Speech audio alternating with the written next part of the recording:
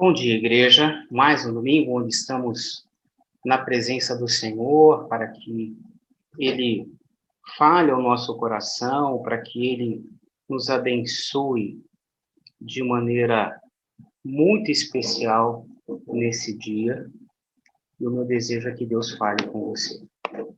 No livro de Samuel,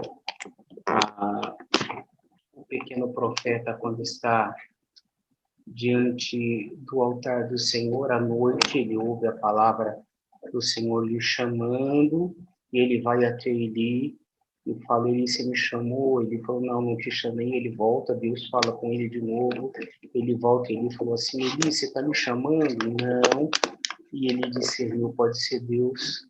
E quando você ouvir o seu nome, a tua resposta é: fala, Senhor, que o teu servo ouve. E quando ele ouve o seu nome, a resposta dele é: fala, Senhor, que o teu servo ouve. E eu creio que Deus quer falar com cada um de nós nessa manhã. Através dos cânticos, através das leituras, através das orações, através da palavra exposta pelo pastor Daniel, eu gostaria que você tivesse a disposição que Samuel teve no coração e dizer: fala, Senhor, que teu servo ouve. Vamos orar? Pai querido, nós te louvamos e te agradecemos por mais uma semana, por mais um domingo que estamos na tua presença para cultuá-lo. Por isso, Deus, assim como o Senhor falou com os teus servos, Moisés, com os profetas, com Samuel, nós desejamos ardentemente que o Senhor fale conosco nessa manhã. Por isso, tira toda a distração, toda a incapacidade de discernirmos tua voz, e sensibilize o nosso coração para que possamos ouvir o teu Santo Espírito através desse culto. É o que nós pedimos em nome de Jesus. Amém. Espero que, na perspectiva que Deus fale, você faça desse culto uma prioridade, não desenvolva outra atividade, não ouça o culto, participe do culto. E a gente vai ter um tempo gostoso de louvor e de adoração com Felipe Macedo. Deus abençoe. Bom dia, igreja. É mais uma vez muito bom poder estarmos aqui, de certa forma reunidos, para podermos louvar e engrandecer o nome do nosso Deus e fazer isso através da música. Hoje eu gostaria de convidar os irmãos para que juntos a gente cantasse esse hino tão conhecido do nosso hinário, o hino 177, Firme nas Promessas, cantando de uma forma a declarar e celebrar com alegria que, apesar de qualquer circunstância, a gente pode ter a certeza e poder andar firme nas promessas daquele que é o único que é capaz de cumprir plenamente toda a promessa que faz, que é o nosso Deus e Cristo Jesus. Então eu convido a todos para que juntos possamos cantar desse hino Firme nas Promessas.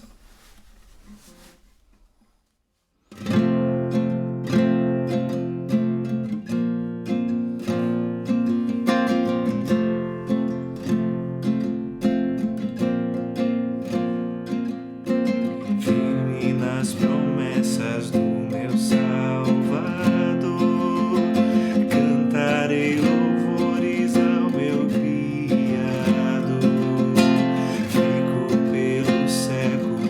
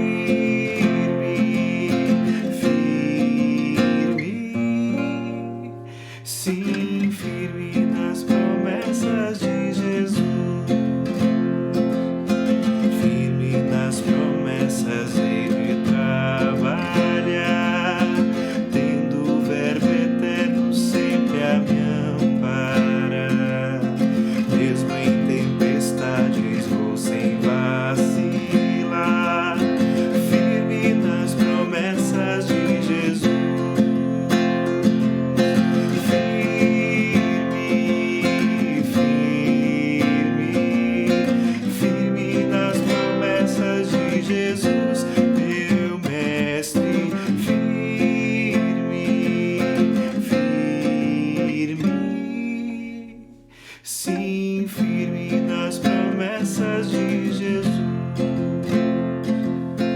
Firme nas promessas, sempre vejo assim purificação no sangue para mim. Plena liberdade já desfruto, enfim. Firme nas promessas de Jesus. Firme, firme, firme nas promessas de Jesus, meu mestre. Firme, firme, sim, firme nas promessas de Jesus.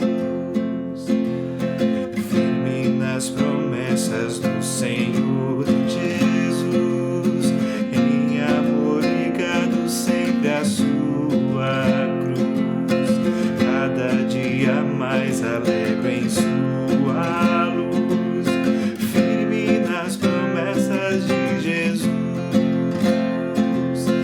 Firme, firme, firme nas promessas de Jesus, meu mestre. Firme, firme, sim, firme nas promessas de Jesus.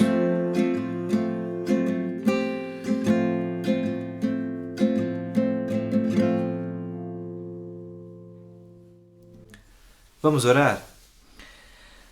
Senhor Deus, Pai de amor, a gente te agradece porque a gente pode ter a certeza na verdade que é a tua palavra, a gente pode estar firme nas tuas promessas porque é um Deus, o Senhor é um Deus que através da história tem mostrado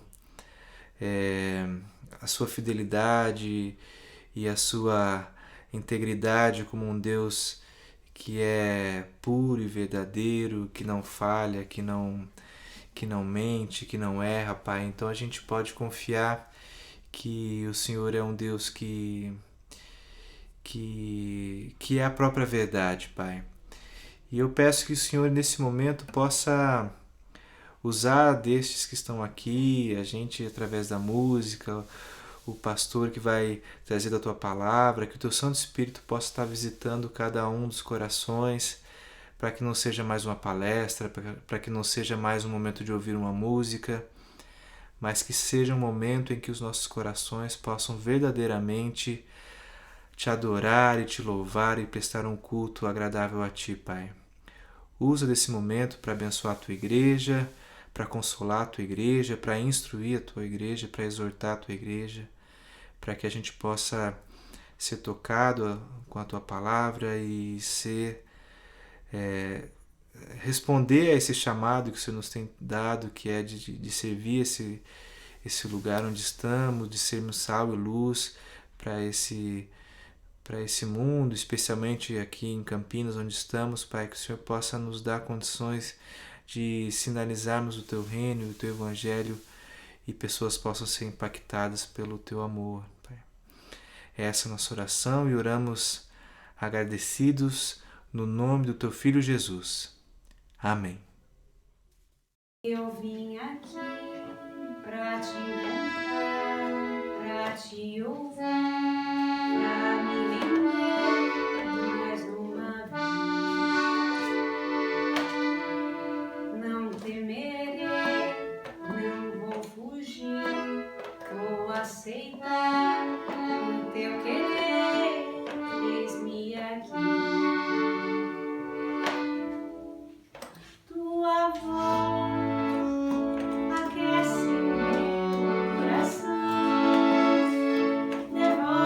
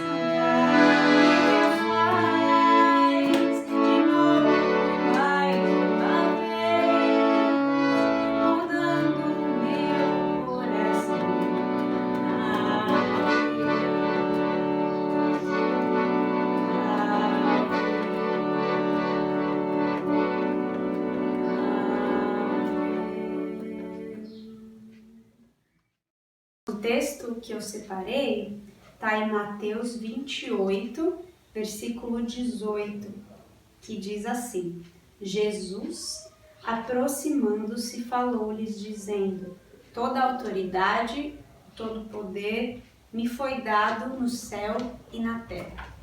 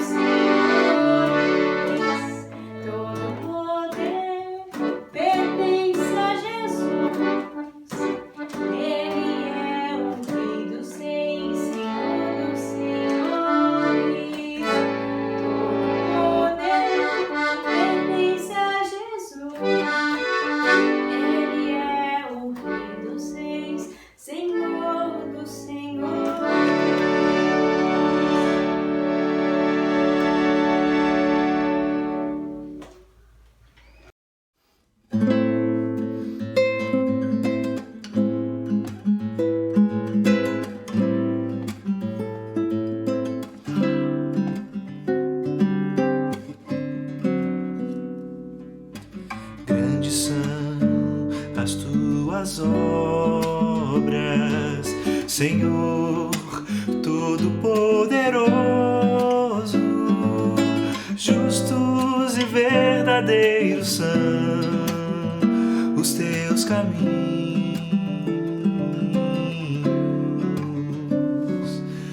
Grandes são as tuas obras, Senhor Todo-Poderoso. Justos e verdadeiros são os teus caminhos.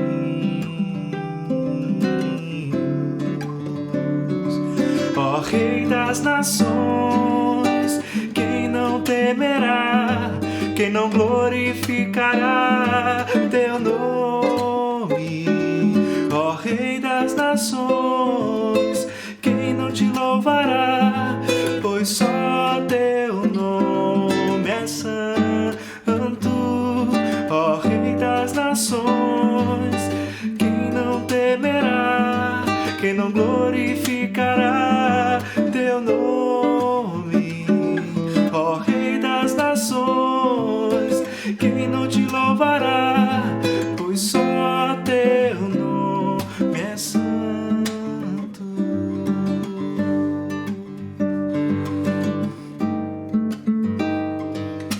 Todas as nações virão e adorarão diante de ti, pois os teus atos de justiça se fizeram manifestos.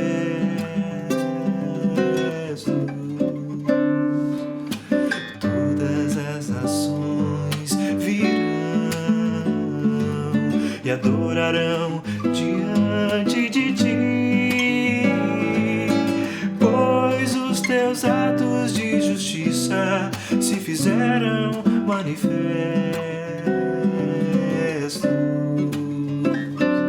Ó Rei das nações, quem não temerá, quem não glorificará teu nome?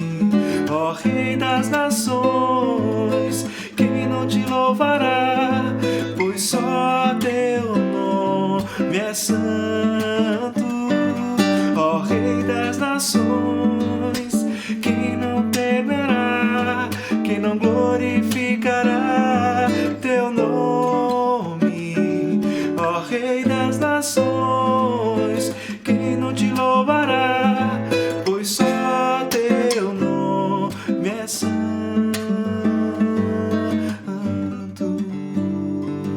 Pois só teu nome é santo.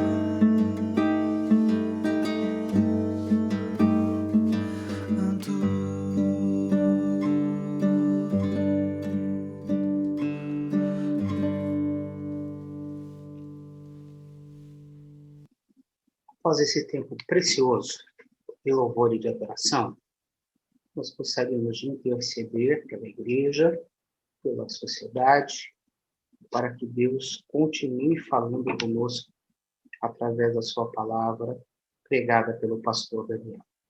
Vamos orar?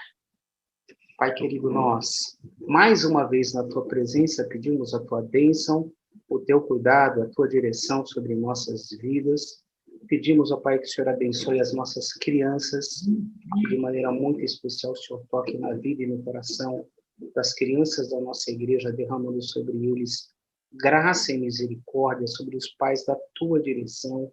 O Senhor abençoe esse novo programa implementado pelo EBD, que seja um instrumento do Senhor para abençoar a vida das crianças da nossa igreja. Nós pedimos por aqueles que sofrem, pelos enfermos, internados, aqueles que estão em casa se recuperando. Deus, põe a tua mão, livra a nossa nação do coronavírus, derramando sobre nós graça e misericórdia. Nós pedimos que o Senhor também abençoe a nossa igreja, aos desempregados, aqueles que lutam pelo seu sustento. Abençoe aqueles, ó Pai, que têm necessidade, dá a possibilidade de nós, como igreja, podermos distinguir quem são essas pessoas e poder ajudar essas pessoas. Que o Senhor nos abençoe agora, através da tua palavra ser pregada pelo pastor Daniel, que o Senhor continue falando ao nosso coração. É o que nós pedimos em nome de Jesus. Amém. Que Deus use de maneira toda especial o pastor Daniel nessa manhã. Bom dia, igreja. É muito bom estarmos aqui cultuando a Deus e juntos para refletirmos um pouco mais na palavra do Senhor. Nós estamos trabalhando na nossa série de mensagens Ser Igreja em Tempos de Adversidade. E nós estamos trabalhando domingo após domingo as cartas enviadas para 7 igrejas no livro de Apocalipse.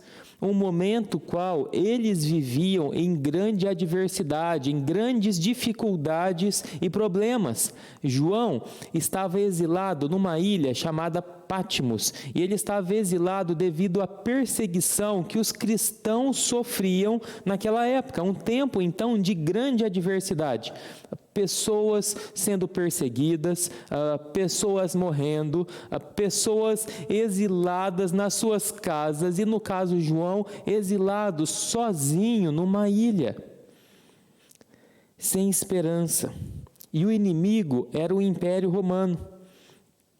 E quando João, ao orar no dia do Senhor, talvez desesperançoso, com saudade de amigos, com saudade de louvar o Senhor junto com a sua igreja, com a sua comunidade de fé, certamente também com o coração entristecido, porque ele vivia também em luto, pois sabia que amigos cristãos haviam sido massacrados, assassinados devido à perseguição que o Império Romano causava na ocasião. Então, luto, tristeza, saudade, solidão, um clima propício para a desesperança. Mas em meio a esse caos e a essa adversidade vivida, João tem uma visão do Jesus ressurreto, que aparece para ele e o convida a enxergar a vida numa nova perspectiva. Sim, o sofrimento no presente ele é real, mas o Apocalipse nos mostra uma realidade futura, uma esperança futura, e essa é a mensagem central, principal do livro de Apocalipse, de que no final tudo dará certo. E por isso nós podemos viver esse momento com esperança. Os tempos são de adversidade, os tempos são difíceis, de luto, de solidão, de incertezas, de medo. Mas o livro de Apocalipse nos mostra um final glorioso, para encher o nosso coração de expectativa e esperança, de que apesar das adversidades do momento, no final tudo dará certo. Você crê nisso? Que o Senhor traga essa esperança e essa vida ao seu coração. Nós já trabalhamos 2 textos, 2 mensagens, 2 cartas para 2 igrejas, para Éfeso e para Esmirna, e a igreja que nós trabalharemos hoje é a igreja de Pérgamo, uma carta que foi enviada para Pérgamo, mas certamente para as demais igrejas daquela região e até para a nossa hoje. É por isso que nós estamos refletindo nesses ensinamentos. A cidade de Pérgamo, ela era muito importante, porque diz a história que ela se tornou historicamente famosa, porque ela desenvolveu uma grande tecnologia, que é a tecnologia revolucionária chamada pergaminho, que era onde eles escreviam, eles não mais dependiam de comprar papiro do Egito, e eles desenvolvem a técnica do pergaminho. E por isso a literatura de Pérgamo foi muito difundida, historicamente muito famosa. Tanto que a 2ª maior biblioteca da antiguidade estava localizada ali, com mais de 200 mil obras. Eles perdiam apenas para a biblioteca de Alexandria. Mas mais, não apenas historicamente, culturalmente falando, mas religiosamente também era um dos centros principais da antiguidade de adoração ao imperador. Lá existia uma acrópole a 300 metros no alto da cidade, com templos dedicados a Zeus, o principal deus grego, Hera, Dionísio, Asclépios, que é o deus da cura, e Augusto César, o imperador. O templo principal de adoração ao imperador estava localizado em Pérgamo, e por isso da importância religiosa para os romanos ao se tratar da cidade de Pérgamo. Sobre a igreja de Pérgamo, pouco se conhece, mas uma coisa nós sabemos, que ali existia um grupo remanescente fiel, que não se rendeu, que não curvou os seus joelhos perante a adoração ao imperador. Mas mesmo em meio a esse grupo fiel, existia também um outro grupo dentro da igreja, que relativizava a verdade de Deus, que não se posicionava corretamente diante da palavra, diante da Escritura, e aqueles fiéis também não se posicionavam com aqueles que estavam caminhando desvirtuadamente da palavra, deixando os seus amigos, os seus irmãos ficarem no seu erro, pois haviam negociado a verdade. E é sobre isso que o texto a Pérgamo fala, e ele tem bastante para nos ensinar hoje. E eu quero ler o conteúdo da carta, que está em Apocalipse capítulo 2, a partir do versículo 12, que diz o seguinte, preste atenção na leitura. Ao anjo da igreja em Pérgamo, escreva: estas são as palavras daquele que tem a espada afiada de 2 gumes. Eu sei onde você vive, onde está o trono de Satanás. Contudo, você permanece fiel ao meu nome e não renunciou à sua fé em mim, nem mesmo quando Antipas, minha fiel testemunha, foi morto nessa cidade onde Satanás habita. No entanto, tenho contra você algumas coisas. Você tem aí pessoas que se apegam aos ensinos de Balaão, que ensinou Balaque a armar ciladas contra os israelitas, induzindo-os a comer alimentos sacrificados a ídolos e a praticar imoralidade sexual. E de igual modo, você tem também os que se apegam aos ensinos dos nicolaítas. Portanto, arrependa-se. Senão, virei em breve até você e lutarei contra eles com a espada da minha boca. Aquele que tem ouvidos, ouça o que o Espírito diz às igrejas. Ao vencedor darei do maná escondido, e também lhe darei uma pedra branca com um novo nome nela inscrito, conhecido apenas por aquele que o recebe. Geralmente a estrutura das cartas começa com uma descrição a respeito de Jesus, que é quem está enviando a carta.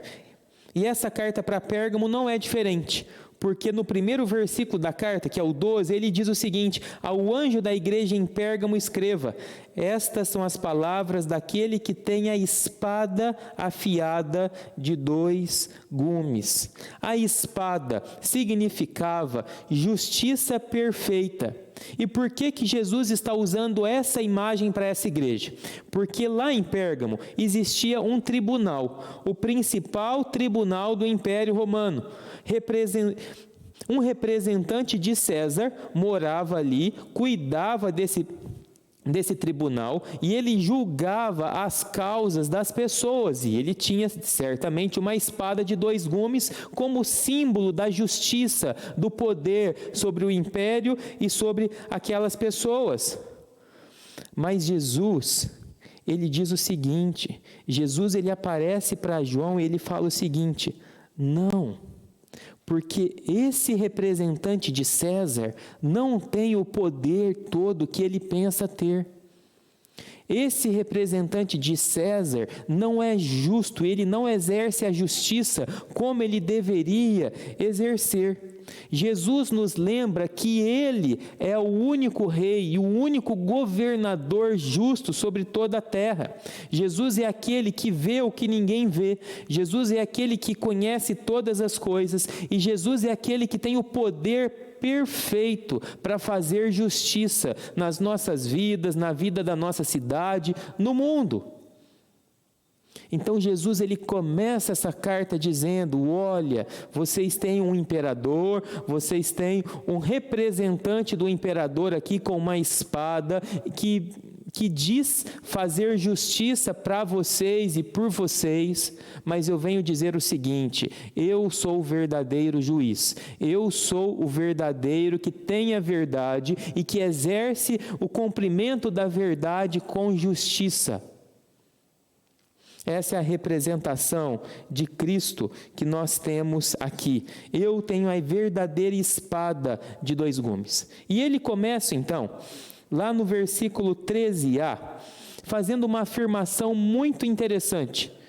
Porque ele diz o seguinte, Jesus falando para Pérgamo: eu sei aonde você vive, aonde está o trono de Satanás.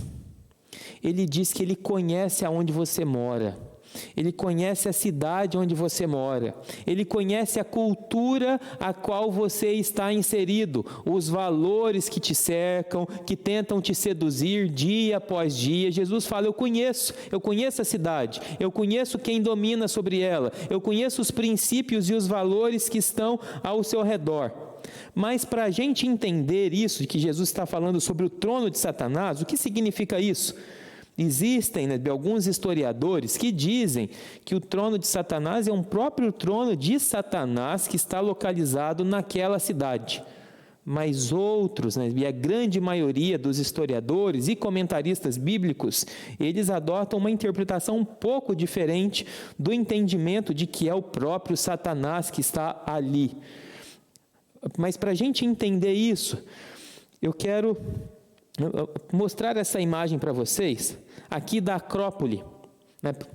Como eu disse, que está localizada a 300 metros da cidade. Nós temos aqui embaixo um templo consagrado ao Dionísio, que é o deus dos prazeres, o culto ao prazer, né? Onde eles faziam cultos regados a bebidas, comilança, orgias sexuais que aconteciam ali. Está representado aí nesse mapa, nesse desenho da cidade de Pérgamo. Mais no alto um pouco, nós temos um outro templo, o qual existia um altar a Zeus. E Zeus estava acima dos demais deuses gregos, um grande deus do panteão grego. E Pérgamo tinha um templo dedicado a Zeus. Mas no alto da Acrópole, no alto da colina, nós tínhamos ainda um outro templo, que era o templo construído para adorar Augusto César, o imperador. Lá bem no alto da montanha, os sacrifícios e todo o movimento de adoração ao imperador era feito ali. E trono é um lugar daquele que exerce autoridade, daquele que governa. E por isso que quando Jesus diz a respeito do trono de Satanás, está relacionado ao culto do imperador, aquele que governa sobre Pérgamo, aquele que governa sobre todo aquele império romano, e é o principal problema do Apocalipse. E Pérgamo é onde nós temos o centro do culto ao imperador. Olha essa imagem do alto da Acrópole, onde existiam os templos e a cidade lá no vale, lá embaixo. Todo mundo que andava pela cidade, sempre que olhava para cima, enxergava o templo do imperador, o mais alto, o mais central, como se ele estivesse lá em cima, olhando, cuidando e vigiando de tudo que acontecia lá embaixo. E mesmo morando ali, e aí nós vemos no próximo versículo, mesmo essa cidade estando no centro do culto ao imperador, numa cultura completamente hostil aos princípios cristãos de fé, contudo, mesmo assim, Jesus falando para a igreja: você permanece fiel ao meu nome e não renunciou à sua fé em mim, nem mesmo quando Antipas, minha fiel testemunha, foi morto nessa cidade onde Satanás habita. Jesus está falando, mesmo nesse contexto hostil ao evangelho, ao cristianismo, vocês são fiéis e permanecem fiéis ao meu nome. E essa expressão permanece, esse verbo é o verbo grego kratel, que significa segurar firmemente. É a mesma expressão que Jesus usou em Apocalipse capítulo 2, versículo 1, quando ele diz que ele mesmo segura firmemente, kratel, segura as estrelas nas suas mãos, que é a representação das igrejas.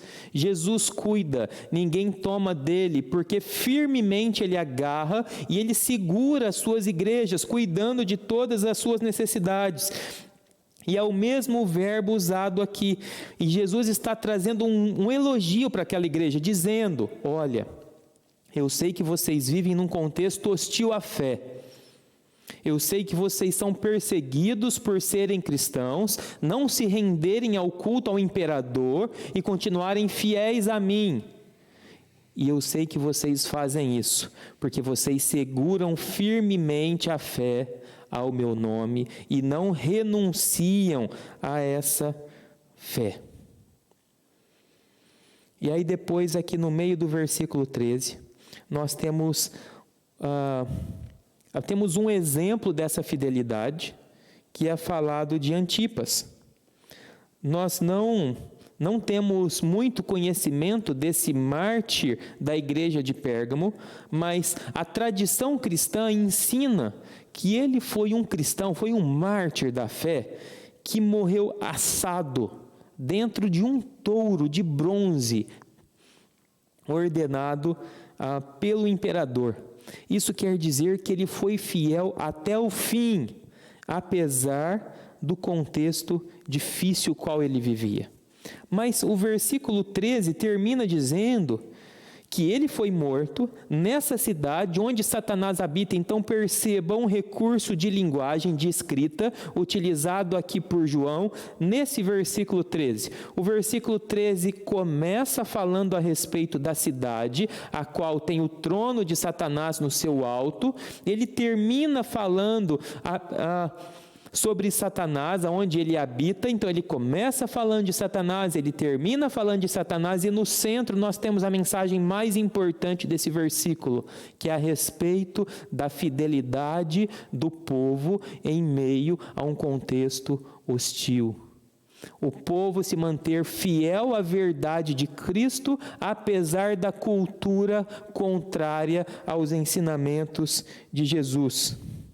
E é muito comum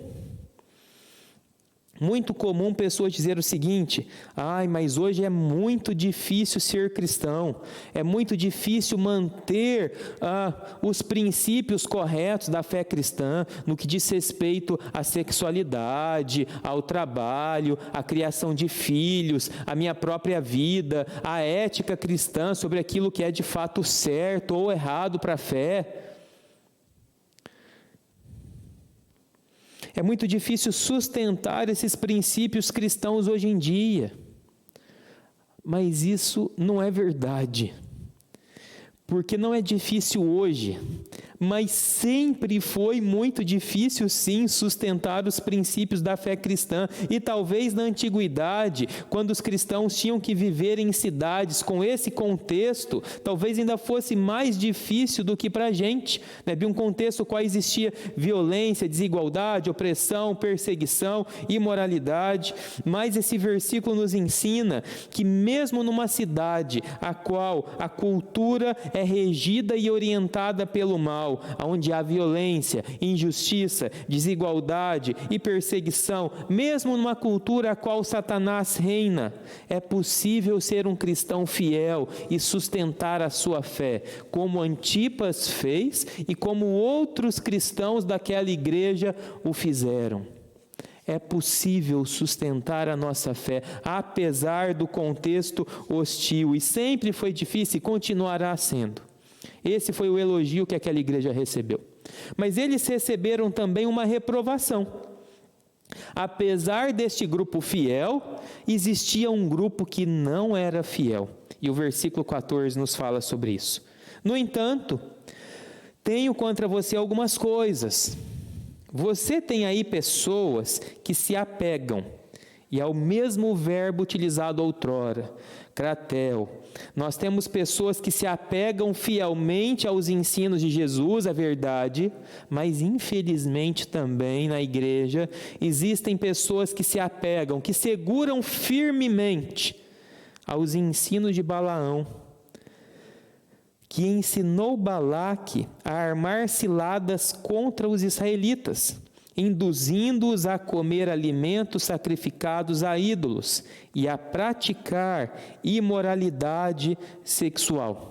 Aqui Jesus está usando algumas imagens, né, de uma história, de um acontecimento que se encontra lá no Antigo Testamento, lá em Números, especialmente nos capítulos 23 e 24 de Números. E para isso nós precisamos entender então o que significa esses ensinamentos de Balaão. Balaque, na ocasião, que é citado no texto, ele era rei de Moabe. E Balaão era um profeta gentio, que não seguia os princípios do Senhor. Balaão, ele foi consultado por Balaque. E foi solicitado a Balaão, isso está lá em Números 23 e 24, foi solicitado a Balaão que ele, como um profeta, amaldiçoasse os israelitas, amaldiçoasse o povo de Deus. Mas quando Balaão toma conhecimento de que o povo israelita foi abençoado pelo o grande Deus, ele diz: eu não vou jogar maldição sobre esse povo, não vai adiantar nada, não vai resolver nada para você, Balaque. e Balaão abençoa o povo de Deus. Nós vemos referências a ele lançar bênção ao povo de Deus. Opa, mas então, Daniel, parece que tem alguma coisa errada nesse texto. Porque o texto está dizendo que Balaão ensinou Balaque a armar ciladas contra os israelitas, mas o texto de Números 23 e 24 diz que ele abençoou. Vamos caminhar mais um pouco em Números. Em Números 25, versículos 1 e 2, nós temos essa realidade que aconteceu com o povo de Israel. Olha só. Enquanto Israel estava em Sitim, o povo começou a entregar-se à imoralidade sexual com as mulheres moabitas, que os convidavam aos sacrifícios de seus deuses. O povo então comia e se prostrava perante esses deuses. Opa! Uma grande bagunça começou a acontecer entre os israelitas, porque sutilmente eles se entregaram à imoralidade sexual com as mulheres moabitas, e eles participaram então das grandes orgias, dos cultos e dos sacrifícios aos deuses de Moabe. O povo comia, o povo se envolveu com imoralidade sexual e o povo se prostrou perante outros deuses que não o Deus de Israel. Mas Balaão os abençoou. O que aconteceu para chegar nesse ponto? Números 31:16, um pouco mais para frente. Moisés atribui a ação das mulheres moabitas ao conselho de Balaão. Números 31:16 diz o seguinte: foram elas que seguiram o conselho de Balaão e levaram Israel a ser infiel ao Senhor, no caso de Peor, de modo que uma praga feriu a comunidade do Senhor. Balaão perverteu a verdade, enganou, usou daquelas mulheres sutilmente, para que elas manipulassem, para que elas pervertessem de alguma maneira os cristãos de Israel. Na frente de todo mundo, ele tinha discursos de verdade, de bênção. Mas nos bastidores, ele não vivia aquilo que ele falava, ele vivia algo contrário à palavra de Deus, e sutilmente, com princípios distorcidos, ele foi sutilmente influenciando mulheres moabitas, para que essas mulheres influenciassem os israelitas, para que eles pecassem, para que eles não segurassem firmemente as verdades de Deus. Na dimensão pública, Balaão tinha um discurso, mas nos bastidores ele não vivia aquilo e sutilmente ele pervertia a realidade do povo. Mas nós temos outra reprovação, e aqui nós temos a imagem de um outro grupo, que são os nicolaítas, que foram citados lá para a igreja de Éfeso também. De igual modo, você tem também os que se apegam aos ensinos dos nicolaítas.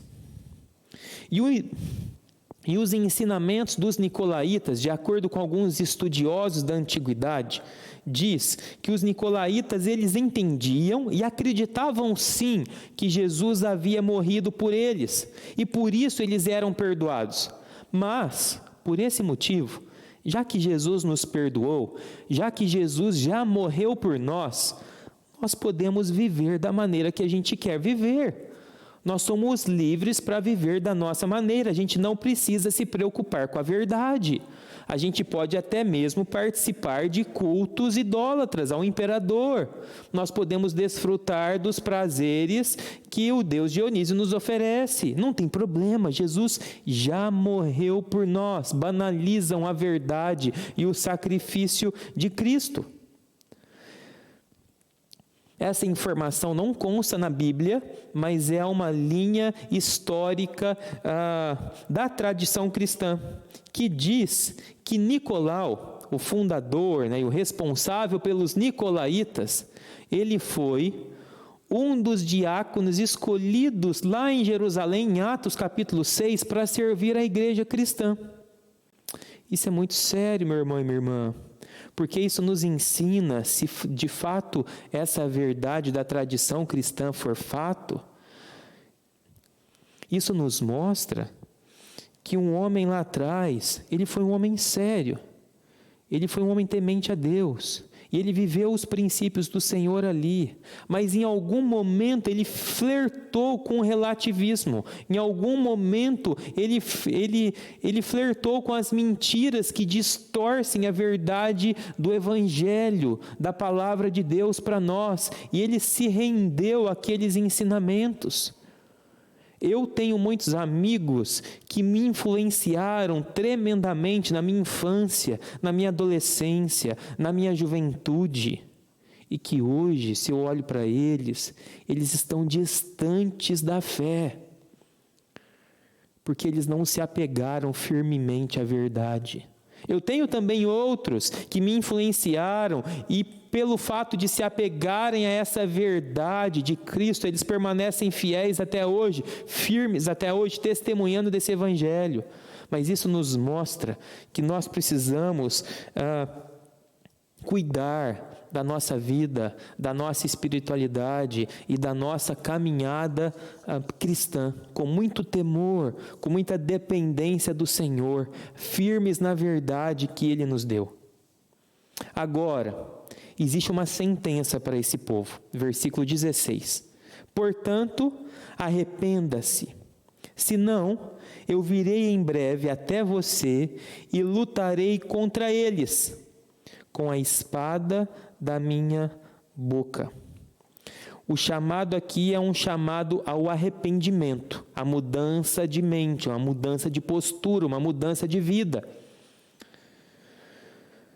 E esse é um grande perigo quando nós ignoramos os ensinamentos de Deus. Então aqui o Senhor está chamando ao arrependimento para 2 motivos. Primeiro, volte a viver sobre os ensinamentos de Deus.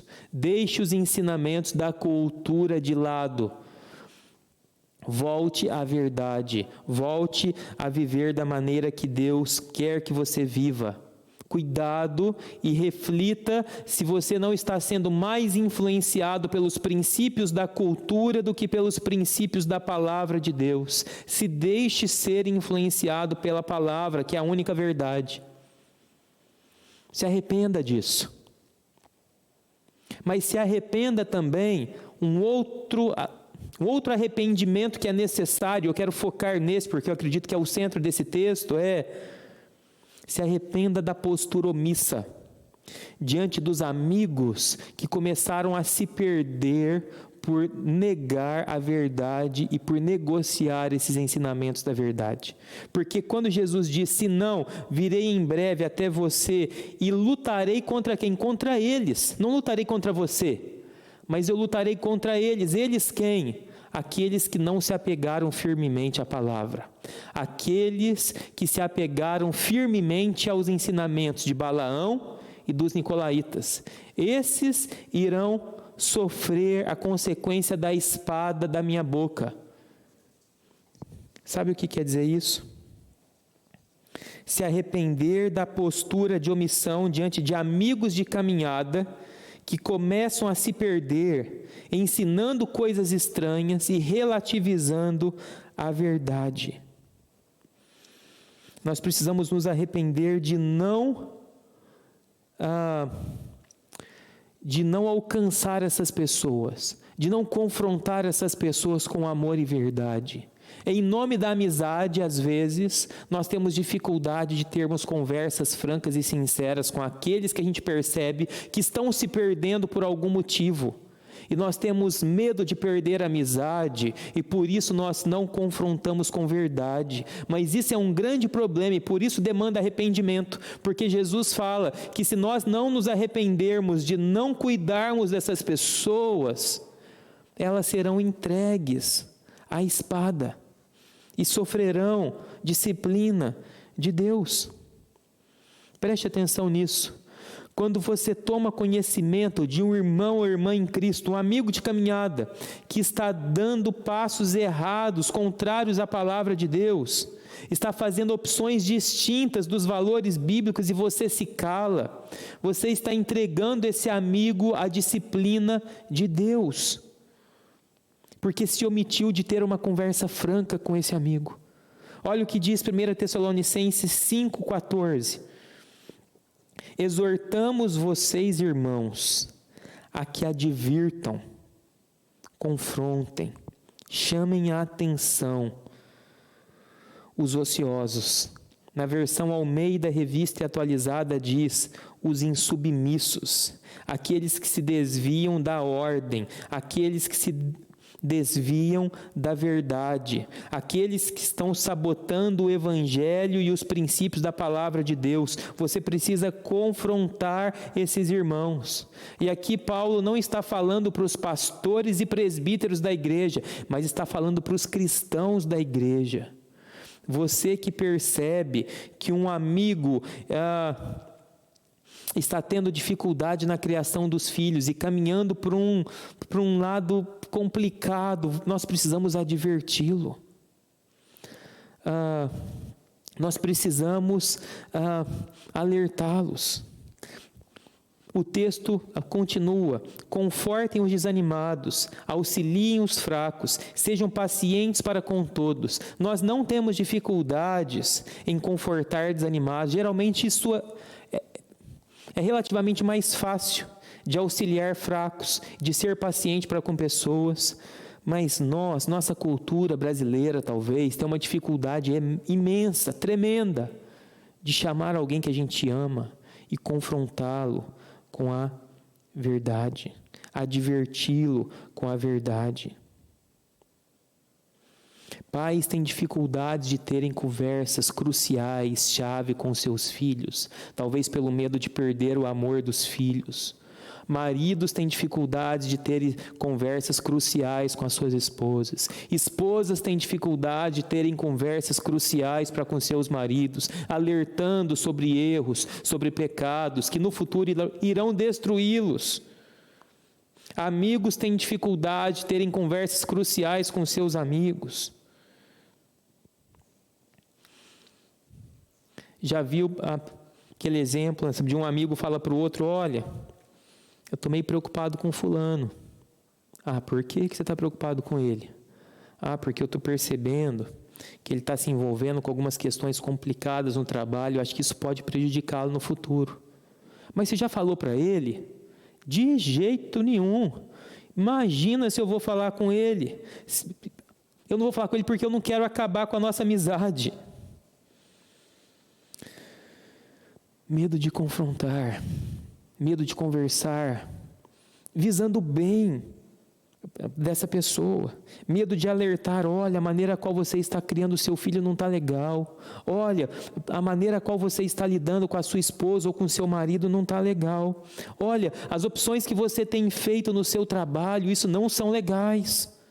O jeito que você olhou para aquela pessoa, o tempo que você está gastando no trabalho, ou com isso ou com aquilo, não está legal. Conversas francas e cruciais de pessoas que a gente ama, que podem estar se desviando da verdade. 2 Timóteo 2, 24 a 26 diz que ao servo do Senhor não convém brigar, mas sim ser amável para com todos, apto para ensinar, paciente, devendo corrigir com mansidão os que se lhe opõem, na esperança de que Deus lhe conceda o arrependimento, levando-os ao conhecimento da verdade, para que assim voltem à sobriedade e escapem da armadilha do diabo, que os aprisionou para fazerem a sua vontade. Ter coragem para ter conversas cruciais não é sair brigando e batendo boca com todo mundo, né? Isso é importante pontuar.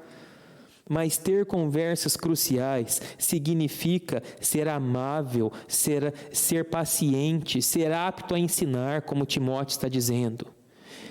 E a gente faz isso com quem a gente tem amor e intimidade suficiente. A gente não sai corrigindo, levando verdade para todo mundo da maneira a qual a gente gostaria de levar, mas a gente leva a verdade a gente confronta com amor, com paciência, aqueles que a gente ama, porque a gente se preocupa com aquelas pessoas. Corrigir com mansidão. Um detalhe importante, o verbo corrigir aqui, que é usado por Paulo, é o mesmo verbo usado para descrever, né? Quando Jesus estava na praia e ele vê um grupo de pescadores consertando as redes, o verbo corrigir é o mesmo verbo usado para consertar redes. Isso quer dizer que corrigir é consertar redes, é um ato artesanal, é um ato cuidadoso, é uma arte que leva tempo. Por isso que a correção deve ser visando o amor, não uma expressão de ira, de raiva, não.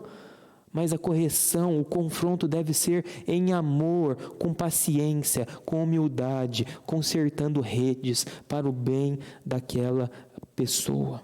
Demanda tempo, corrigir filho, né? Corrigir questões no casamento, estar com amigos, isso demanda tempo, demanda cuidado, demanda amor.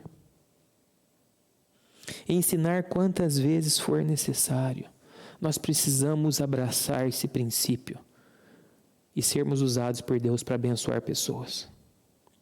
A promessa é, versículo 17a, aquele que tem ouvidos, ouça o que o Espírito diz às igrejas. Ao vencedor darei do maná escondido. O maná foi derramado no deserto por 40 anos, durante a peregrinação do povo no deserto. Era a forma de Deus sustentar o seu povo, um vínculo de dependência do povo para com Deus.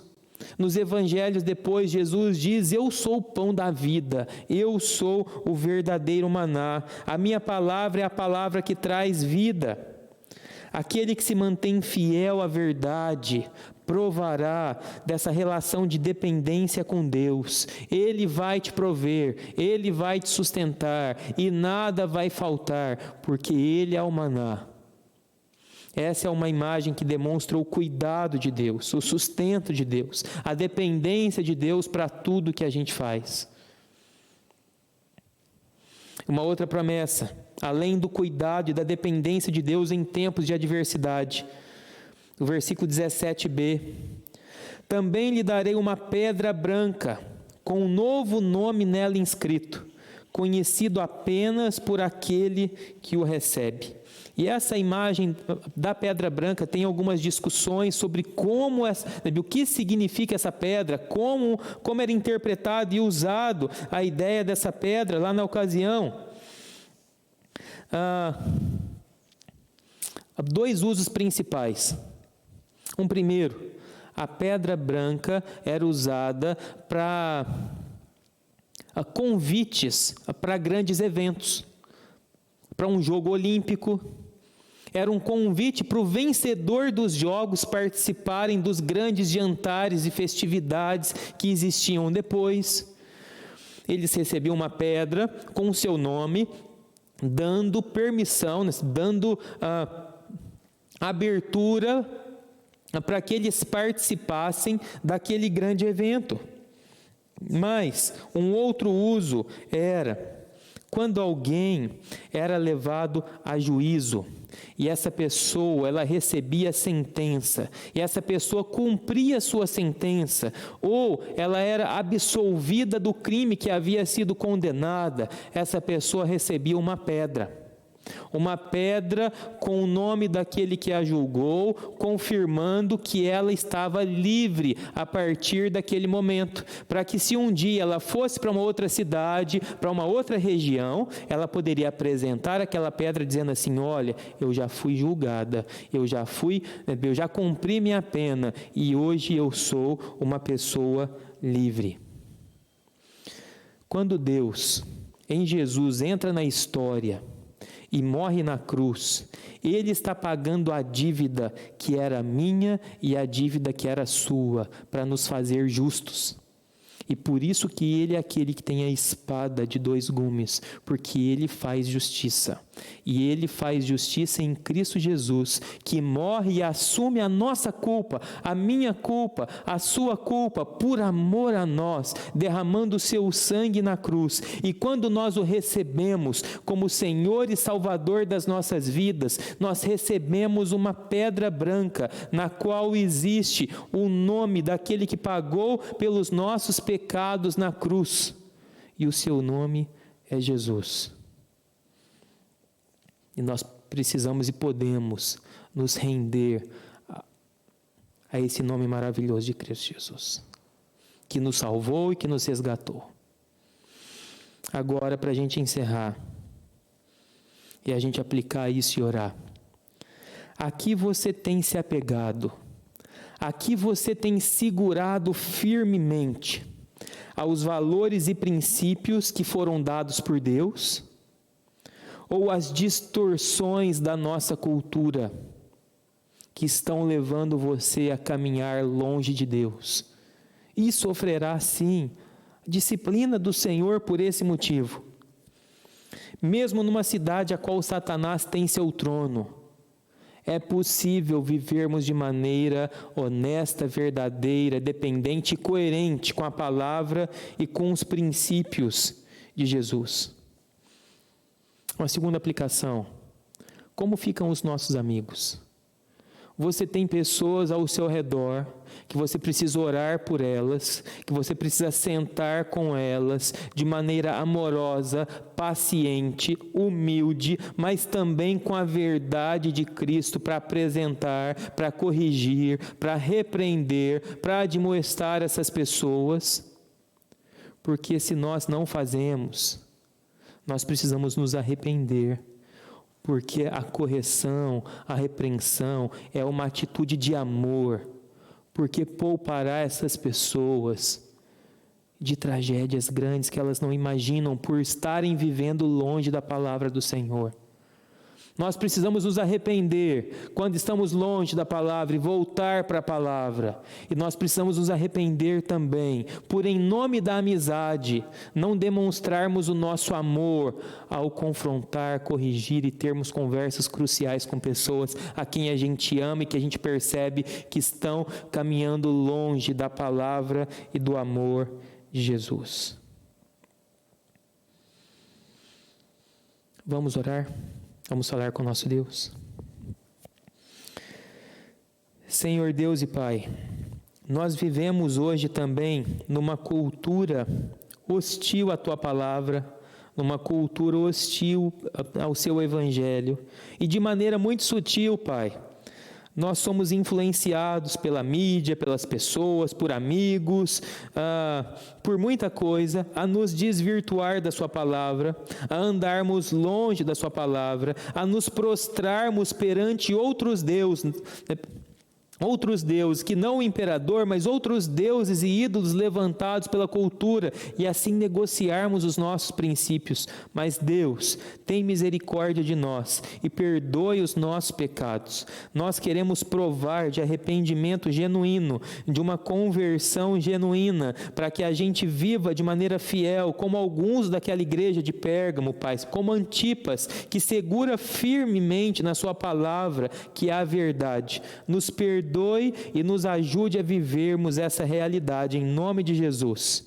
Mas nos perdoe também, porque em nome do amor, nós negligenciamos o amor para com os nossos amigos e familiares, ao nos isentarmos de termos conversas francas e verdadeiras com eles.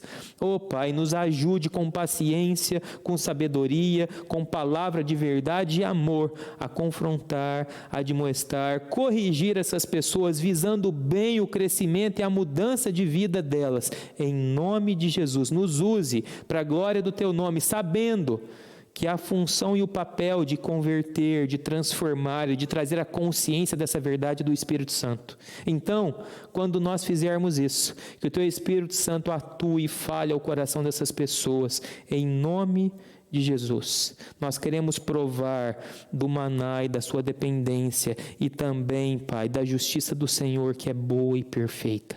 Para a glória do Teu nome que oramos. E agora, meu irmão e irmã, que a graça do nosso Senhor e Salvador Jesus Cristo, que o amor de Deus, o nosso Pai, e que a consolação, a força do Espírito os acompanhe hoje e para todo sempre. Amém. Amém. Que Deus te abençoe, que Deus te fortaleça, que você tenha um excelente dia, uma excelente semana em nome de Jesus. Após esse tempo precioso de palavra, que bom que você não se desconectou. Alguns rápidos avisos. Primeiramente, você é muito bem-vindo. Você que não faz parte da IPDG está com a gente. Continue participando da nossa vida, da vida da igreja. Que Deus abençoe ricamente a sua vida e seu coração. E existem outras possibilidades de você participar da vida da gente. Antes de te dar os detalhes disso, há algo específico para os membros da igreja. Hoje, acabando a transmissão, nós teremos uma sala no Zoom, que já foi enviado o link no WhatsApp da igreja, dando esclarecimentos sobre a eleição de presbíteros. Quem já foi indicado, quem já se tornou candidato, quem aceitou participar, quem não aceitou. Então, a tua presença é muito importante. No WhatsApp da igreja tem o link do Zoom, onde você poderá clicar e participar da reunião da gente. Você que está com dúvidas sobre a mensagem, ligue para o pastor Daniel, mande um WhatsApp e ele vai poder te ajudar orientando sobre possíveis dúvidas que aconteceram no decorrer da mensagem. Você que é membro ou você que foi abençoado, não somente fique conectado, mas divulgue para os amigos, para a família, o link da igreja, o que tem acontecido, para que essas pessoas também possam ser abençoadas.